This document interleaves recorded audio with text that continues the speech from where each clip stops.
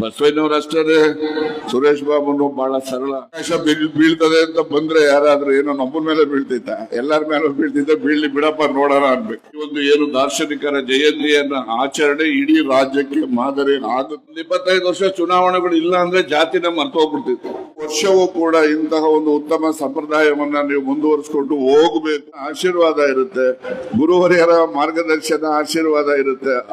ಅದಕ್ಕೋಸ್ಕರ ಒಳ್ಳೆ ಕೆಲಸ ಮಾಡ್ಲಿಕ್ಕೆ ಅಂಜಬಾರದು. ಯಾವತ್ತು ಪುಣ್ಯದ ಕೆಲಸ ಇದ್ದಾಗ, ಸಾರ್ವಜನಿಕರ ಅದರ ಬಗ್ಗೆ ಆಸಕ್ತಿ ಇದ್ದಾಗ, ಅವರ ಆಶೀರ್ವಾದ ಇದ್ದಾಗ, ಯಾವುದೇ ಸಣ್ಣ ಪುಟ್ಟ ಆರೋಪಗಳಿಗೆ ಮತ್ತೊಂದಕ್ಕೆ ಅಂಜತಕ್ಕಂತ ಅಗತ್ಯತೆ. ಯಾರು ಯಾವ ಜಾತಿಯಲ್ಲಿ ಗೆದ್ದು ಬಂದ್ರು ಕೂಡ ಜಾತಿ ಅವ್ರಿಗೆ ಏನ್ ಮಾಡ್ಲಿಕ್ಕೆ ಸಾಧ್ಯ ಆಗೋದಿಲ್ಲ. ಮನುಷ್ಯರನ್ನಾಗಿ ಮಾಡದಂತಹ ಸಿದ್ಧಗಂಗಾ ಕ್ಷೇತ್ರದ ಪರಮ ಪೂಜ್ಯ ಸ್ವಾಮೀಜಿ ಅವರಿಗೆ ವಿಶೇಷವಾದಂತಹ ನಮನಗಳನ್ನು ಕೂಡ ನಾನು ಸಲ್ಲಿಸ್ತೇನೆ. ಈ ಕಾರ್ಯಕ್ರಮದ ಅಧ್ಯಕ್ಷತೆಯನ್ನ ಸನ್ಮಾನ್ಯ ಸುರೇಶ್ ಬಾಬುರವರು. ದಯಮಾಡಿ ಬಂದೆಲ್ಲರೂ ಕೂತ್ರೆ ನಮಗ ಸಮಾಧಾನ ಆಗ್ತದಷ್ಟೇ.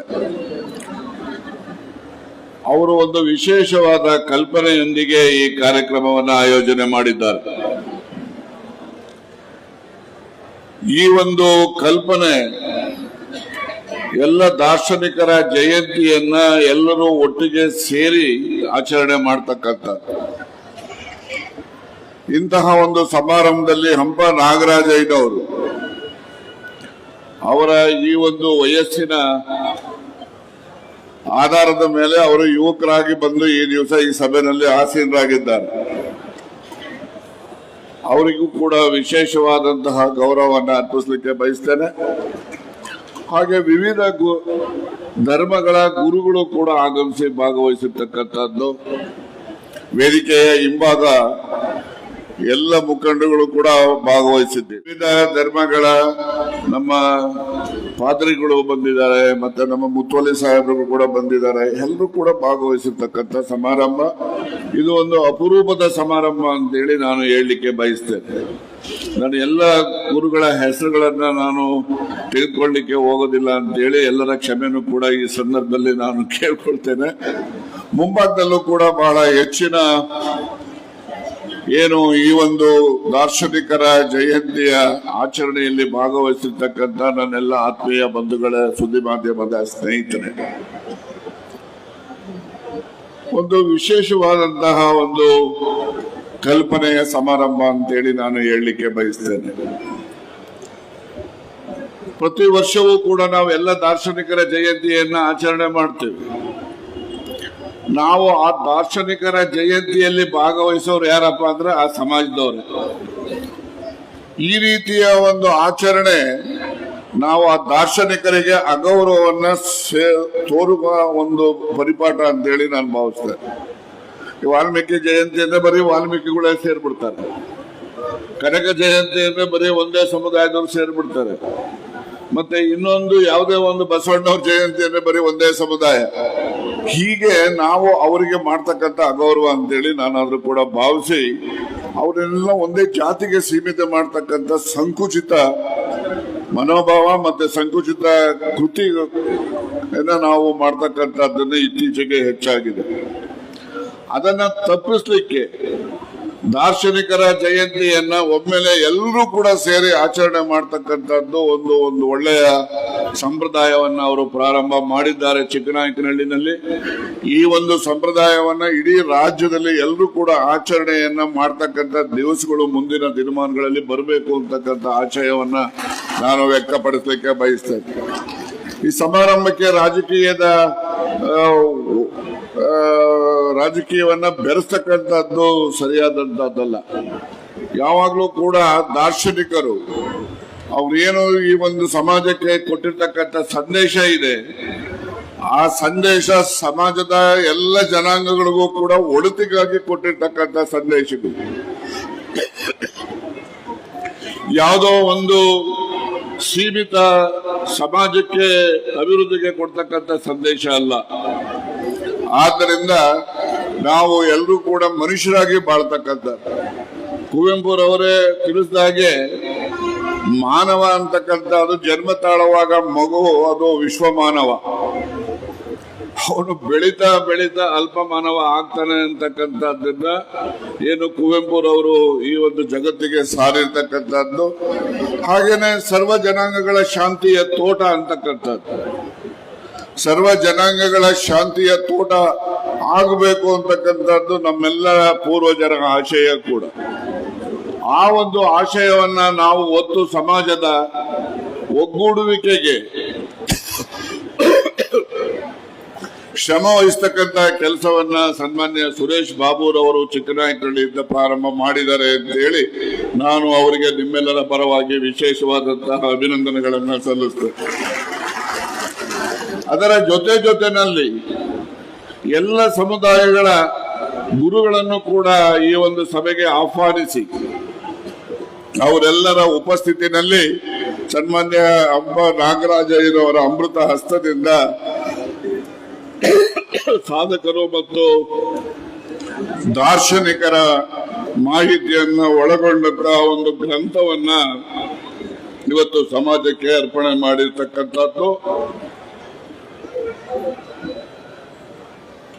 ನಮ್ಮೆಲ್ಲರಿಗೂ ಕೂಡ ಈ ಒಂದು ಭೂಮಿಯ ಮೇಲೆ ಯಾರೆಲ್ಲ ದಾರ್ಶನಿಕರು ಜನ್ಮವನ್ನ ತಾಳಿದ್ದಾರೆ ಅವರು ಈ ಒಂದು ಸಮುದಾಯಗಳಿಗೆ ಜಗತ್ತಿಗೆ ಕೊಟ್ಟಿರ್ತಕ್ಕಂಥ ಸಂದೇಶ ಏನಿದೆ, ಆ ಸಂದೇಶದ ಮೂಲ ಸತ್ವ ಏನು, ಎಲ್ಲರೂ ಕೂಡ ಉತ್ತಮ ಜೀವನವನ್ನ ಮಾಡಬೇಕು, ಎಲ್ಲ ಧರ್ಮಗಳನ್ನು ಕೂಡ ಪ್ರೀತಿ ಮಾಡಬೇಕು, ಯಾವುದೇ ಧರ್ಮವನ್ನು ಕೂಡ ದ್ವೇಷ ಮಾಡಬೇಕು ಅಂತಕ್ಕಂಥದ್ದನ್ನ ಯಾವುದೇ ದಾರ್ಶನಿಕರು ಯಾವುದೇ ಧರ್ಮವೂ ಕೂಡ ಹೇಳೋದಿಲ್ಲ. ಆದ್ರೆ ನಾವು ನಮ್ಮ ಸ್ವಾರ್ಥಕ್ಕೋಸ್ಕರ ನಮ್ಮ ಸ್ವಾರ್ಥ ಅಂತ ಹೇಳಿದ್ರೆ ಇಷ್ಟೇ, ಈ ಚುನಾವಣೆಗೋಸ್ಕರ ಅಷ್ಟೇ ನಾವು ಬಳಸ್ಕೊಳ್ತಕ್ಕಂಥ. 25 ವರ್ಷ ಚುನಾವಣೆಗಳು ಇಲ್ಲ ಅಂದ್ರೆ ಜಾತಿನ ಮರ್ತೋಗ್ಬಿಡ್ತಿತ್ತು. ಯಾರು ಯಾವ ಜಾತಿಯಲ್ಲಿ ಗೆದ್ದು ಬಂದ್ರು ಕೂಡ ಜಾತಿ ಅವ್ರಿಗೆ ಏನ್ ಮಾಡ್ಲಿಕ್ಕೆ ಸಾಧ್ಯ ಆಗೋದಿಲ್ಲ. ಆದ್ರೆ ಓಟ್ಗೋಸ್ಕರ ನಾವು ಜಾತಿ ಹೆಸರು ಹೇಳ್ಕೊಂಡು ಬಂದ್ಬಿಡ್ತೀವಿ. ಬುದ್ಧಿ ಇದು ಬಂದಿರ್ತಕ್ಕಂಥದ್ದು. ನೀವು ಚುನಾವಣೆಗಳಿಲ್ಲ ಅಲ್ಲಿ ಯಾವ ಜಾತಿನೂ ಹೆಸರು ಇರೋದಿಲ್ಲ, ಎಲ್ಲ ಒಂದೇ ಆಗ್ಬಿಡ್ತಾರೆ. ಈ ಚುನಾವಣೆಗೋಸ್ಕರ ಅಂದ್ರೆ ಸ್ವಾರ್ಥಕ್ಕೋಸ್ಕರ ನಾವು ಜಾತಿಯನ್ನ 5 ವರ್ಷಕ್ಕೊಂದ್ಸರಿ ರಿನ್ಯೂ ಮಾಡ್ತಾ ಇರ್ತೀವಿ. ಅದು ಜನರ ಮನಸ್ಸಿನಿಂದ ಹೋಗೋದು.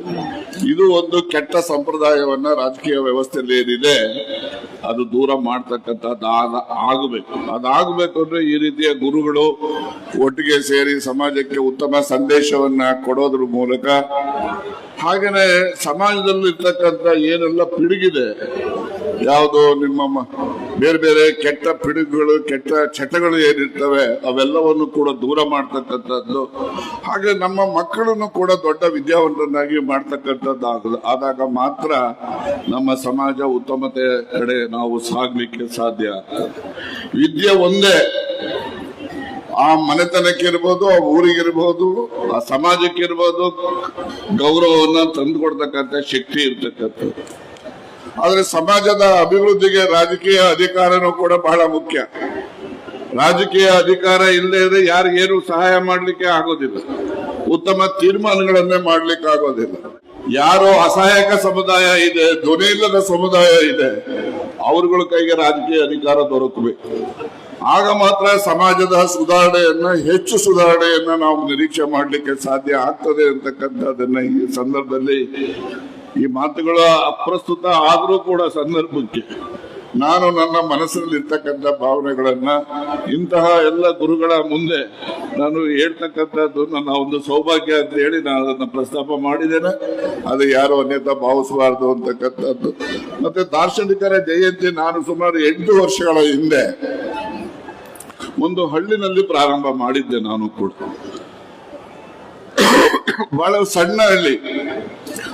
ಆ ಸಭೆಗೆ ಸುಮಾರು ಒಂದು 10,000ಕ್ಕೂ ಹೆಚ್ಚು ಜನ ಸೇರಿದೆ. ಎಲ್ಲ ಸ್ವಯಂ ಪ್ರೇರಿತರಾಗಿ ಬಂದಂತ ಸಮುದಾಯ. ಅದು ಚಿಕ್ಕ ಯಲಕೂರು ಅಂತ ಒಂದು ಸಣ್ಣ ಹಳ್ಳಿ, ಅದು ಬಹಳ ಕುಗ್ರಾಮ. ಆ ಊರಲ್ಲಿ ಕುಡಿಯೋಕೆ ನೀರು ಸಿಕ್ಕಲ್ಲ, ಅಲ್ಲೇನು ಹೋಟ್ಲು ಇಲ್ಲ, ಏನೂ ಇಲ್ಲ, ಎಲ್ಲ ಉಪವಾಸ ಬರ್ಬೇಕು ಎಲ್ಲರೂ ಬಂದವರೆಲ್ಲ. ಅಂತಹ ಒಂದು ಗ್ರಾಮದಲ್ಲಿ ನಾನು ಚಿಕ್ಕ ಯಲಕೂರು ಐಡಿಹಳ್ಳಿ ಹೋಬಳಿನಲ್ಲಿ ನಾನು ಪ್ರಾರಂಭ ಮಾಡಿದ್ದೆ. ಯಾಕಂದ್ರೆ ಪ್ರತಿ ವರ್ಷನೂ ಕೂಡ ನಾನು ನೋಡ್ತಾ ಇದ್ದೀನಿ, ಜಯಂತಿಗಳನ್ನು ಆಚರಣೆ ಮಾಡ್ತೀನಿ.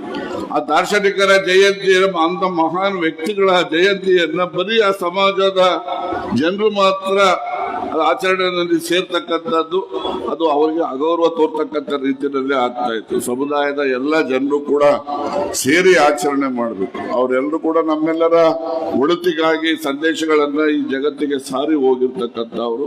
ಅವರೆಲ್ಲ ಏನೆಲ್ಲ ಹೇಳ್ತಾರೆ ಹೇಳಿದ ರೀತಿಯಲ್ಲಿ ನಡೆದು ಬಂದಂತವ್ರು ಅವರು. ಹೀಗಾಗಿ ಒಂದು ಏನು ದಾರ್ಶನಿಕರ ಜಯಂತಿಯನ್ನ ಆಚರಣೆ ಇಡೀ ರಾಜ್ಯಕ್ಕೆ ಮಾದರಿ ಆಗ ವಿಶ್ವಾಸವನ್ನ ನಾನು ಈ ಸಂದರ್ಭದಲ್ಲಿ ನಾನು ವ್ಯಕ್ತಪಡಿಸಲಿಕ್ಕೆ ಬಯಸ್ತೇನೆ. ನಮ್ಮ ಸುರೇಶ್ ಬಾಬುರವರೇ ನಮ್ಗೆ ಅವ್ರ ತಂದೆಯವರು ಬಹಳ ಅಚ್ಚುಮೆಚ್ಚು. ಅವ್ರು ನಮ್ಗೆಲ್ಲರಿಗೂ ಕೂಡ ಆದರ್ಶಪ್ರಾಯರು. ಅವರು ಸಚಿವರಾದ್ರೂ ಕೂಡ ಎಷ್ಟು ಒಂದು ಸರಳ ಜೀವನ ಇತ್ತು ಅಂದ್ರೆ, ಒಮ್ಮೊಮ್ಮೆ ಇವರು ಜಮೀನ್ ಹತ್ರ ಹೋಗಿದ್ದೆ ನಾನು. ಅವ್ರು ಹುಡ್ಕೊಂಡು ನೀರ್ ಕಟ್ತಾ ಇದ್ರು ತೋಟದಲ್ಲಿ. ಅವ್ರ ಅಡಿಕೆ ತೋಟ ನೀರಿಲ್ಲದೆ ಒಣಗೋಗ್ಬಿಟ್ಟಿತ್ತು. ಎಲ್ಲ ಇಲ್ಲೊಂದು ಗಿಡ ಇದ್ದೋ, ಈಗ ಹೆಂಗಿದೆಯೋ ಗೊತ್ತಿಲ್ಲ. ನಾನು ಹೇಳೋದು 70ರ ದಶಕದ ಮಾತು. ಅವ್ರು ಬಂದು ನೀರ್ ಕಟ್ತಾ ಇದ್ರು. ಹಾಗೇನೆ ಉಚ್ಚಮಾಸ್ತಿಗೌಡರು ರೆವಿನ್ಯೂ ಮಿನಿಸ್ಟರ್ ಇದ್ರು ಕೂಡ ಅವರು ಬಾವಿ ಒಳಗಡೆ ಇಳಿದು ಸಿಲ್ಟರ್ನ ತುಂಬಿಕೊಡ್ತಾ ಇದ್ರು ಅವರು.